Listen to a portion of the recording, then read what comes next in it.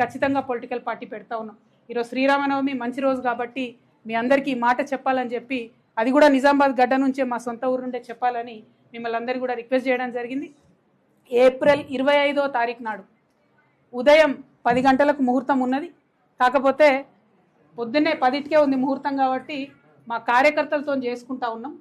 మేడ్చల్లో మునీరాబాద్ అనేటటువంటి ఒక ఊరిలో, మేడ్చల్లో మునీరాబాద్ అనేటటువంటి ఒక ప్లేస్లో ORR దగ్గర ఉంటుంది. చాలా పెద్ద ఫంక్షన్ హాల్ దొరికింది, 20 ఎకరాలు ఉన్నట్టుంది. మా కార్యకర్తల కాడికే ఒక 30-35 వేల మంది పడతారు. మిగతా జనరల్గా పబ్లిక్ మీటింగ్ మళ్ళీ పెట్టుకుంటాం పొద్దున 10కి కాబట్టి మా జాగృతి వాళ్ళు సిస్టమేటిక్ కార్యకర్తలు, ప్రతి గ్రామంలో ఉన్నటువంటి జాగృతి కార్యకర్తలు, ఉద్యమకారులు, ప్రజాస్వామ్యవాదులు, ఈ రాష్ట్రంలో రాజకీయాల్లో మార్పు రావాలనుకునే వాళ్ళందరినీ కూడా మనస్ఫూర్తిగా ఆహ్వానిస్తూ ఉన్నాం.